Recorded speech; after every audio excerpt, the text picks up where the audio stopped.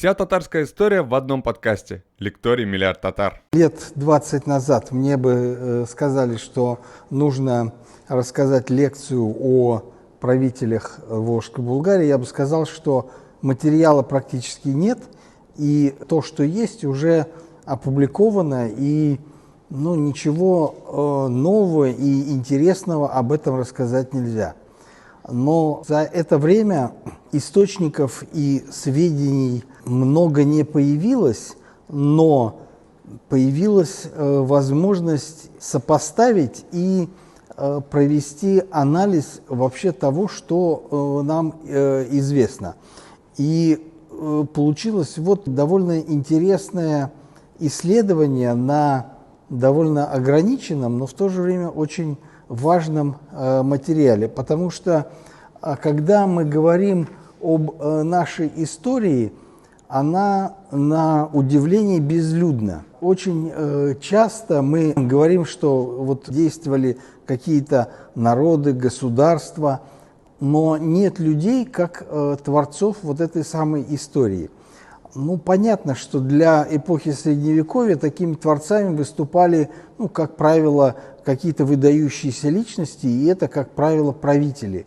Но желательно их знать и попытаться узнать о них больше или сконцентрировать все, что мы знаем об этом предмете из различных источников, но при этом отслоить какие-то мифологию или то, что псевдонауку.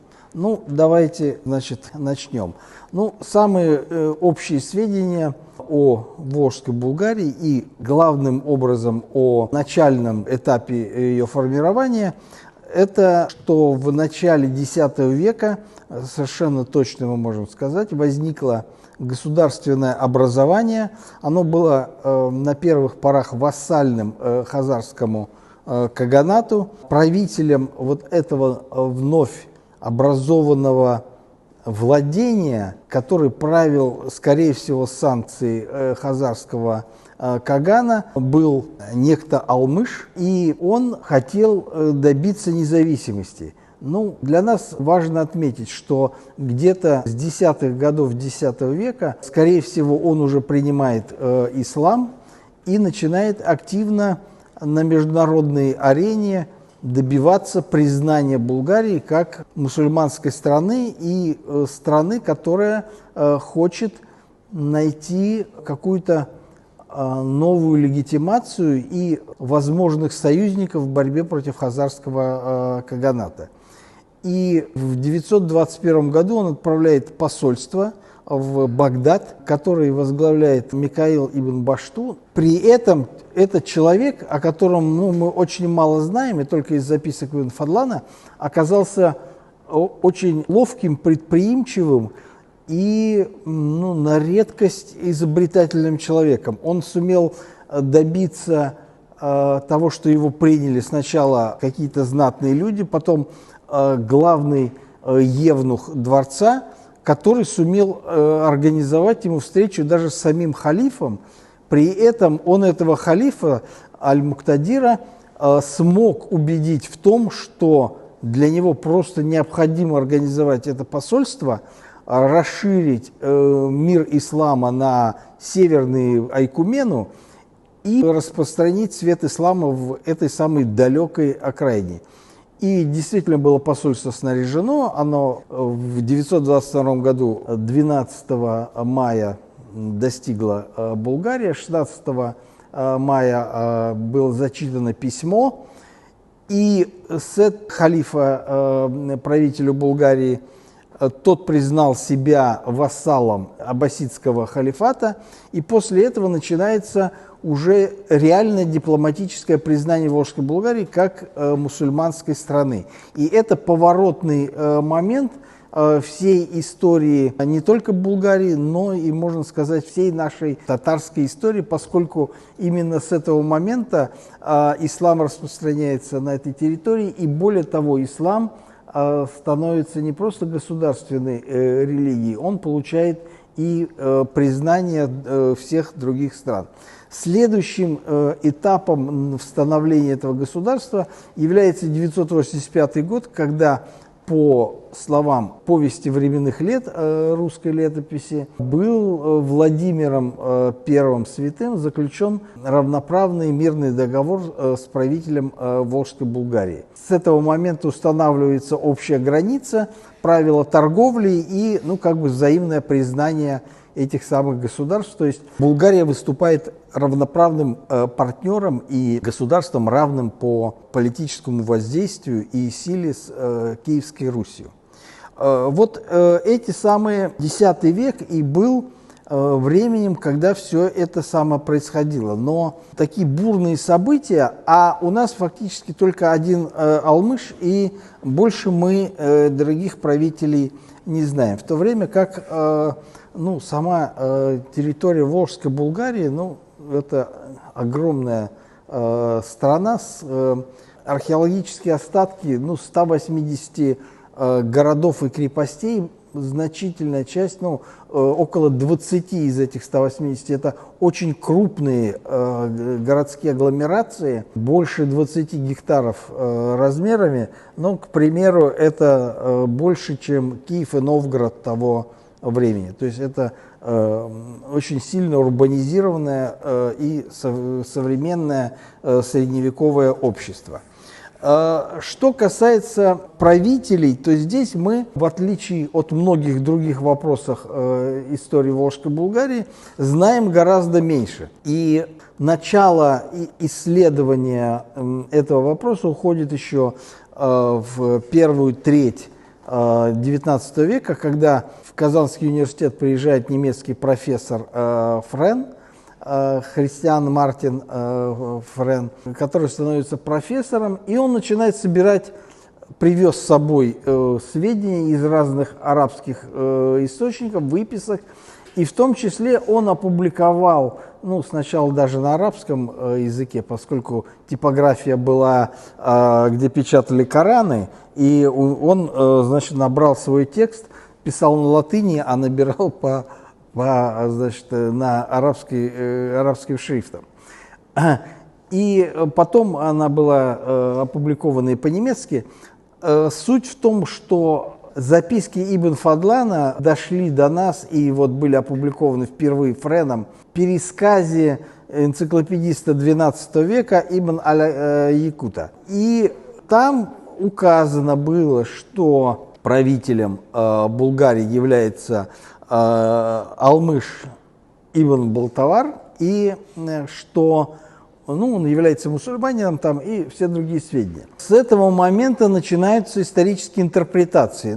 Впервые отечественная историография обратилась к этому вопросу в трудах своих востоковедов. Например, профессор Киевского университета середины XIX века Григорьев указывал и писал, что прочтение титула Алмыша Балтавар как владавец, и в этом он видел, что на самом деле булгары, они никакого отношения не имеют, что булгары вообще, как и болгары, это народ славянского племени, и этот самый Балтавар надо читать просто искаженное, арабскими источниками, владетель, владавец, по этому поводу старался развивать.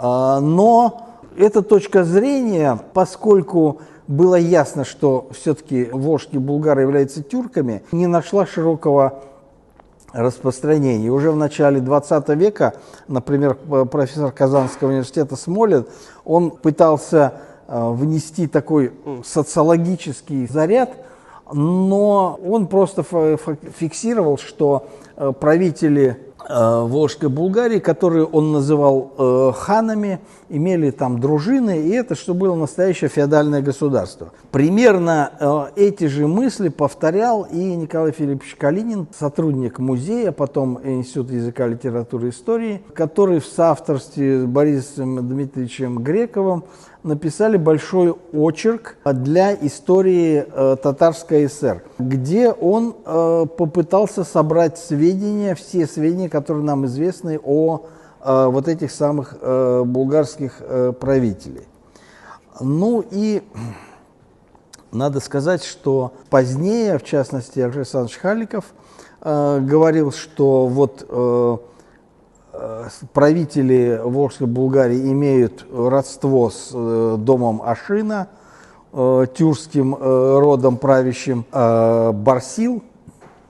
И вот это самые Барсилы якобы должны читаться как Барс Иле. И вот якобы вот какие-то известные нам изображения барсов, это все некий герб вот этой самой Волжской Булгарии. Другие исследователи развивали часть положений, в том числе Александра Халикова, но некоторые, как Равиль Габдрахманович Фахрудинов, шли другим путем. То есть, в частности, он категорически отвергал саму постановку вопроса, что в Булгарии правили ханы. Он говорит, что это не является титулатурой булгарских правителей.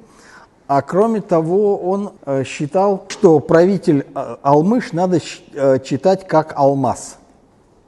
Вот это такое хорошее татарское имя, и вот оно якобы происходило еще с древности.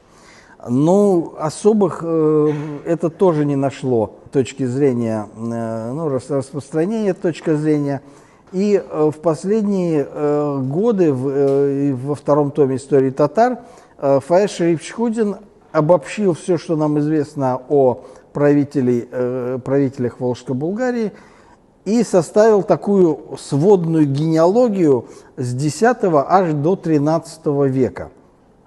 Ну и мы поэтому посмотрим, что мы можем по этому поводу сказать. Надо отметить, что тут вот эта монета, это, кстати, монета халифа Аль-Муктадира, багдадского халифа, который и послал это самое посольство. В записках, которые после возвращения этого самого посольства оставил секретарь этого посольства. Иногда, кстати, говорят, что это было посольство Ибн Фадлана.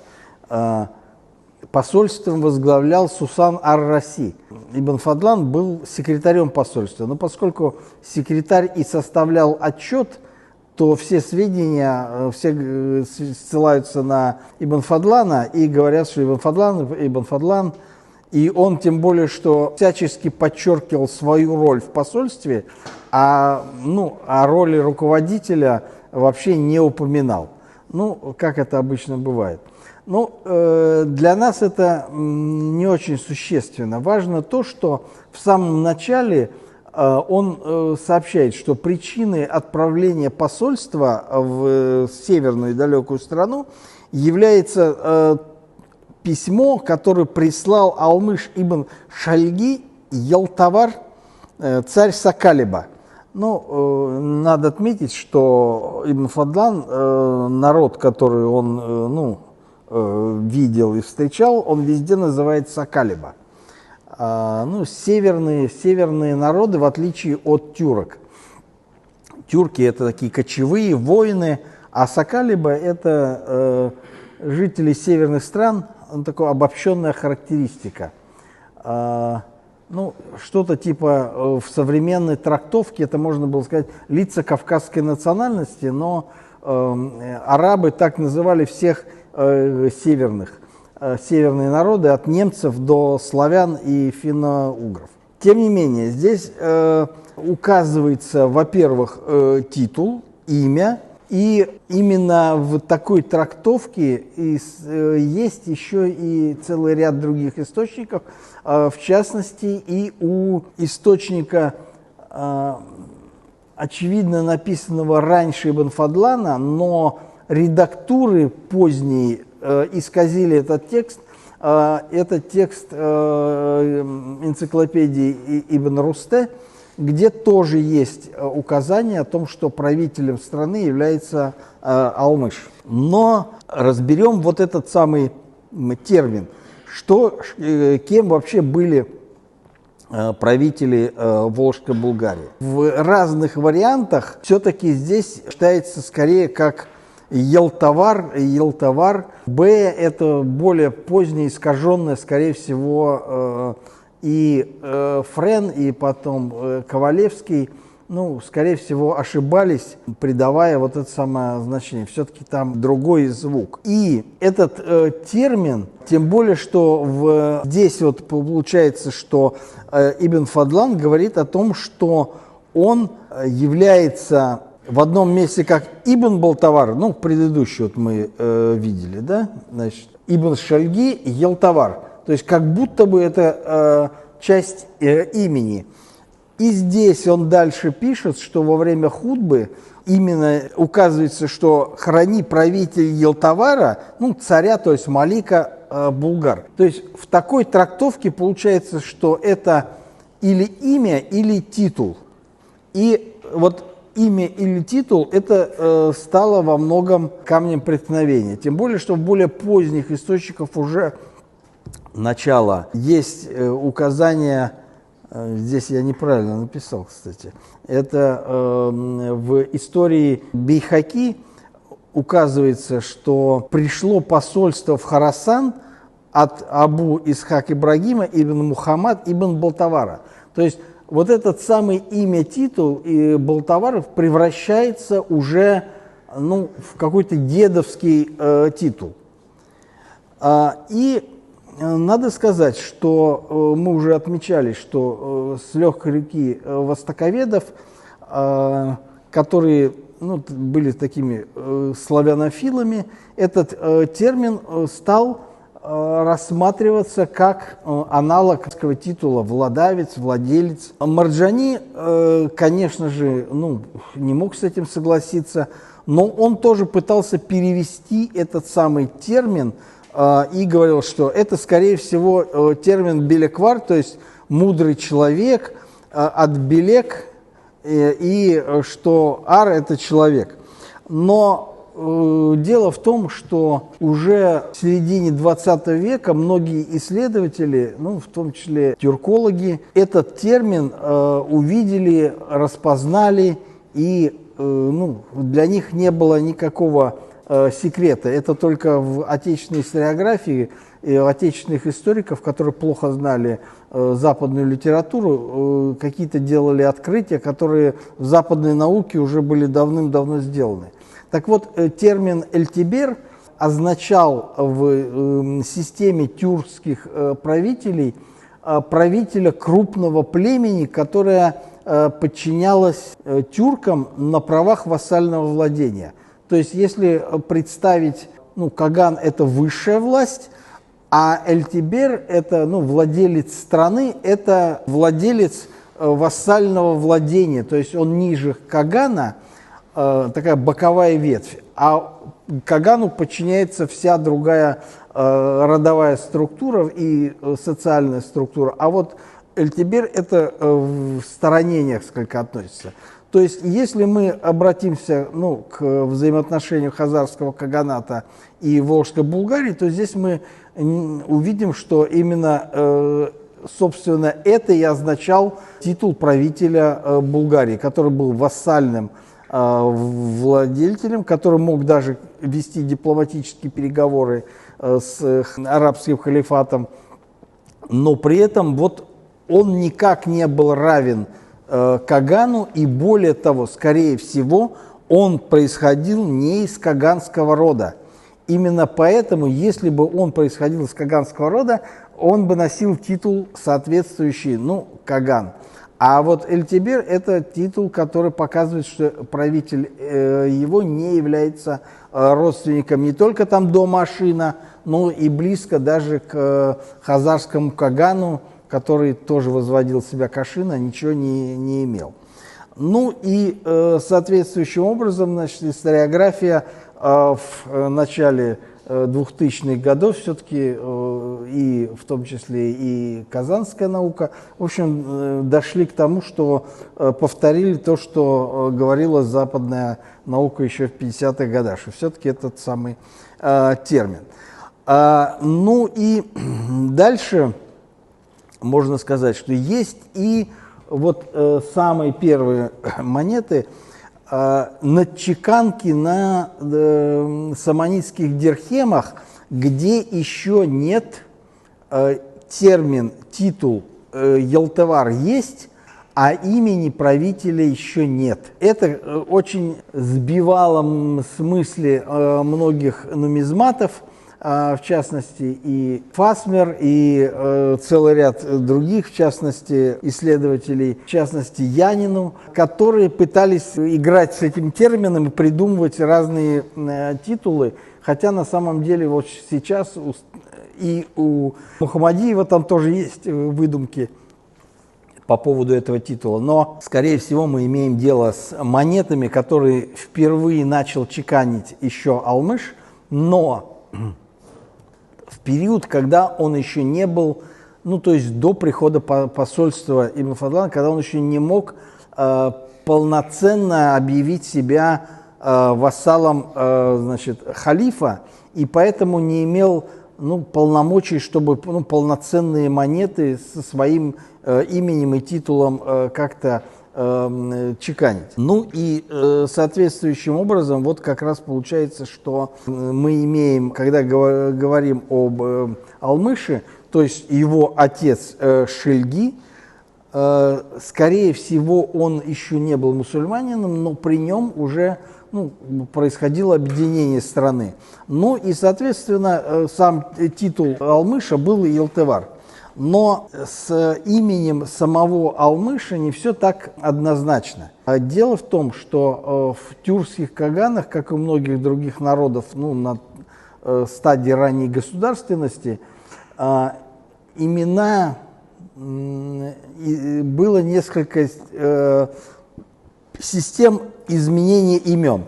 Ну, чтобы было проще, самое, вот, что вам хорошо известно, был правитель одного из монгольских племен кият-баржигидов, некто Тимучин, который был провозглашен великим Кааном, Каганом или ханом, и получил титул Чингис-хан, то есть всемирный океанический хан. Вот и с этого момента он величал себя именно таким образом.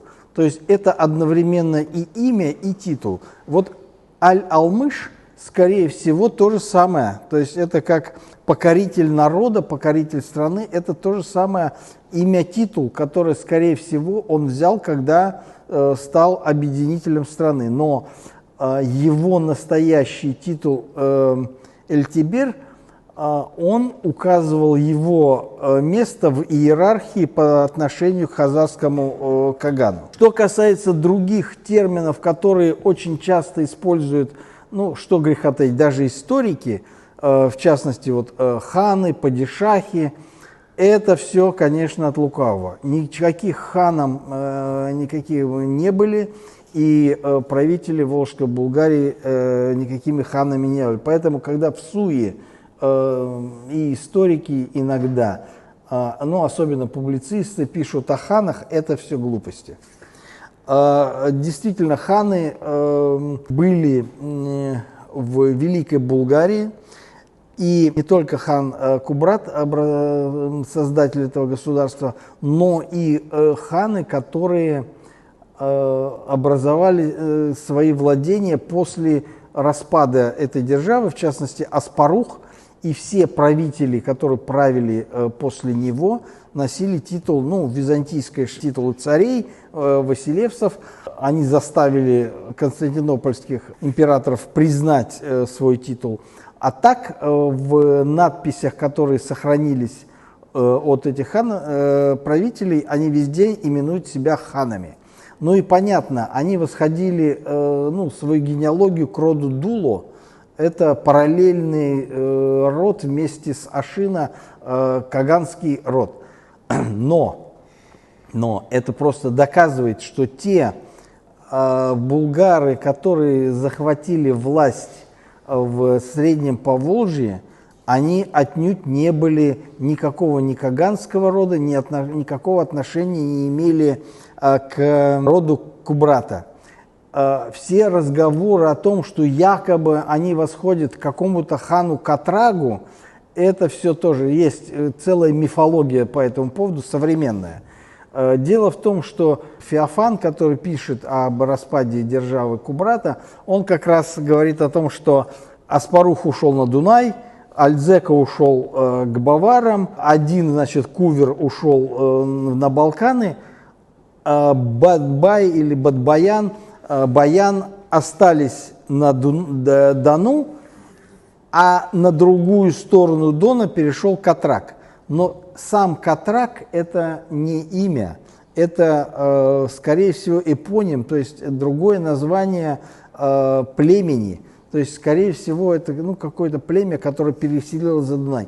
Ни о каком переселении катрагов на Среднее Поволжье речи не идет. Из таких у нас сведений о том, что они являются основателями державы, и к ним надо возводить род Алмыша, у нас сведений таких нет. Ну, какой же термин вообще применим? Скорее всего, речь идет о том, что не только нумизматические, но и все другие источники свидетельствуют об этом. Ну, в частности, даже такие люди, которые бывали здесь, как Аль-Гарнати, который оставил записки в середине XII века, он прямо пишет, что правители Булгарии носители титул эмиров.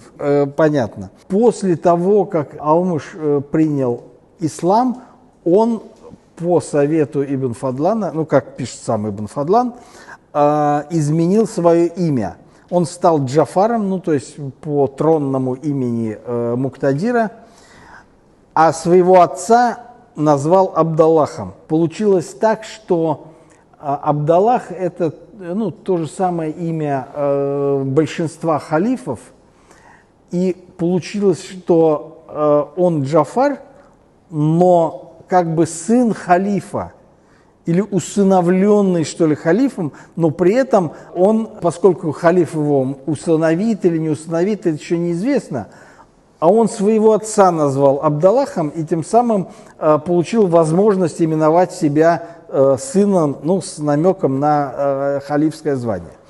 Для нас это для чего важно? Потому что монеты, с чего начинается булгарская чеканка, появляются монеты именно вот этого Джафара ибн Абдаллаха.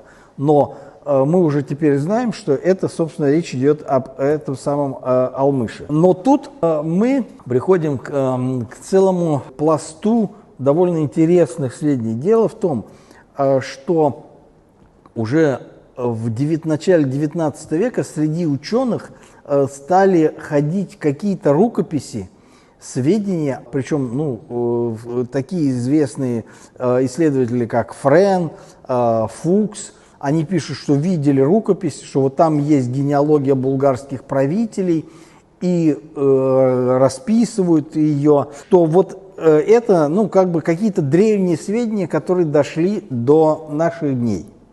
Ну и даже потом, стали, когда смотреть этот Фехрекнаме, откуда взялся, впервые он упомянут в труде Таджиддина Елчигула, автора конца XVIII века, и он приводит, ссылаясь на некоторую рукопись Фехрекнаме, якобы XVII века, но эта рукопись несуществующая, ни один другой автор ее не упоминает, и вообще нигде ее нигде нет. Ни в одном сборнике летописей, ни в одной описании рукописей. Это фейк, который придумал Таджиддин Елчигул, чтобы написать то, что он хотел написать, а именно генеалогию булгарских правителей. Но даже Шигабуддин Марджани, который очень внимательно читал источники и сопоставлял их, и который очень резко негативно отзывался о произведениях Елчигула, называя их враньем и сборником нелепец и лжи, он, тем не менее, вот эти самые сведения, поскольку тот ссылается на некого Фехрекнаме, Елчигул-то понятно, там печать ставить негде, а вот Фехрекнаме, значит, можно поверить. И он тоже использует эту самую генеалогию. Вот если сопоставить, что нам известно из разных этих самых генеалогий, то мы можем увидеть вот такую, значит, генеалогию. Но понятно, что это все чистой воды выдумка. это просто из головы взяты сведения. Потому что даже вот это, что Сиид хан правил 100 лет, сколько жил он, это ясное дело, Мафусаилов век, характерный для таких ранних периодов генеалогии, где нет ни слова правды. Но тем не менее мы видим, что, в общем, они все восходят к Таджиддину Ялчыгулу, и до этого никаких сведений у нас ни в одном источнике об этих правителях нет.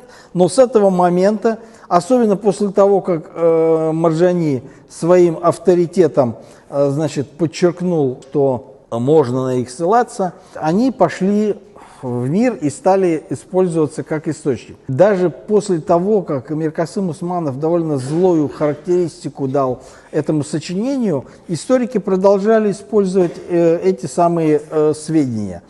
Например, в чем попытался эту самую генеалогию исправить Марджани по сравнению, допустим, с Фуксом. То есть он уже убирал совершенно лживые моменты, но при этом он-то реально знал. Во-первых, монеты уже были известны с середины 19 века. Это не открытие, последних дней. А во-вторых, он знал источники, в том числе и Ибн Фадлана, и Алмыша Джафара он прекрасно знал. Поэтому он всех их упоминает. Даже потом он включает туда некоторых правителей уже золотоордынского времени, которые совсем не были ханами и не были булгарскими, конечно, правителями. Но если вы думаете, что на эту удочку попался только Шагабуддин Марджани, нет. Из второго тома истории татар, я должен сказать, прискорбием сказать, что такую же генеалогию издал и Фарид Шариф Чхузин. Понятное дело, что он уже адаптировал, то есть он еще больше знал и убирал там каких-то лишних, совсем уже неправильных, но все равно сама генеалогия оказалась у него такой штукой. Но, еще раз говорю, не верьте этому. Половина из них – это все выдумки Таджиддина Ялчыгула XVIII века. Понятно, что главный источник наших сведений после времени Ибн Фадлана и Алмыша – это монеты. И это понимал уже и Френ, и тот же самый Марджани. Но как их сопоставить между собой и как их между собой скоррелировать?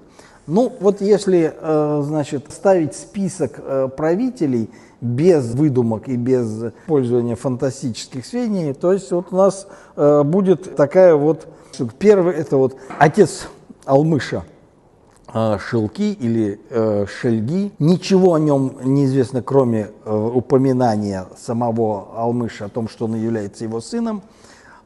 И где он, что он правил, скорее всего, одним из основателей булгарского государства являлся именно он. Гораздо больше нам известно об самом Алмыше благодаря параллельным разным сведениям, в том числе и монетный материал. Мы можем говорить, что он правил где-то в 10-20-е годы. Следом начинает править его сын Микаил ибн Джафар, монеты 930 года, они здесь как раз представлены.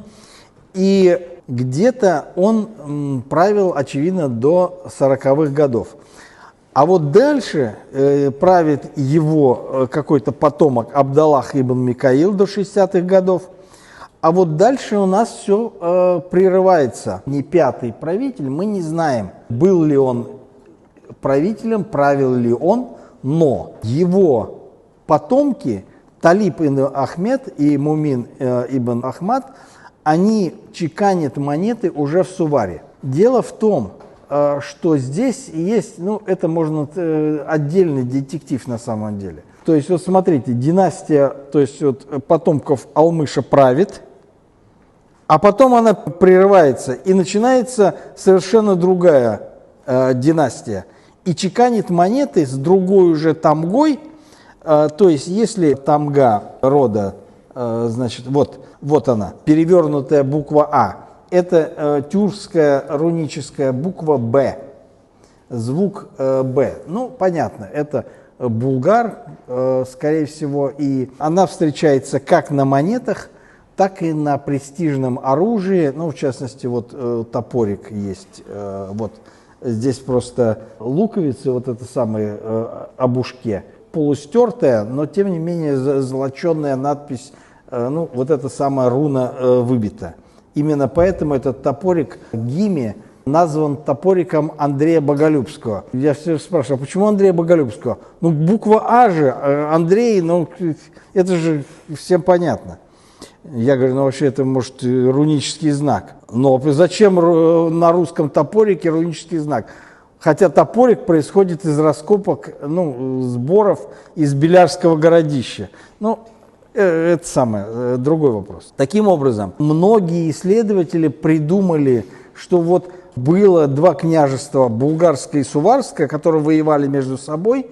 И вот, значит, Булгар проиграл, Сувар, значит, стал основным городом, а потом через какое-то время опять стал Болгар. В частности, вот этот самый Мумин ибн аль-Хасан, где-то у нас здесь, за мной, он опять начинает чеканить в Болгарии. Но, понимаете, это очень такая сложная конструкция. Это на самом деле, я думаю, что все было гораздо проще. Дело в том, что Сувари правила какая-то династия, которая имела отношение к потомкам Алмыша по женской линии. В частности, ну, у того же Ибн Фадлана есть сведения о том, что Сувары, у них над ними правит Буйрюк, который является зятем Алмыша. То, что есть в переводе Ковалевского, это полная фальсификация сведений Ибн Фадлана. Прекрасные исследователи и прекрасный арабист Ковалевский вот в одном этом абзаце исковеркал и исказил все, что можно. И ну, не сильно скрывал это. Вся мировая арабская арабистика переводит этот кусок совершенно по-другому. Запутал всех, очевидно, в угоду чувашской теории происхождения булгар. И ему очень хотелось помочь как бы вот чувашским исследователям в их исканиях, и он придумал вот целую такую мифологию. Дело в том, что как раз вот этот Буйрук – это титул, это не имя, это чиновник по особым поручениям. И, скорее всего, именно вот этот самый правитель, женатый на дочери Алмыша, сохранил династию. А вот династия болгарских алмушидов, она пресеклась в какой-то момент. И поэтому старший в доме оказался, значит, правителем города Сувара. Он и начинает чеканить эти самые монеты. Но потом, значит, они вернулись, эта династия вернулась, значит, в Болгар, и Мумин ибн аль-Хасан чеканит как раз вот монеты уже, собственно, в Болгарии. И следующие монеты, это у нас Абдар-Рахман ибн Мумин. Это тоже очень интересно. У нас их не так много монет, но тем не менее они сохранились, и они, буквально, по-моему, одна или две этих монеты известны. Но тем не менее, они показывают, что чекан вернулся в Болгар.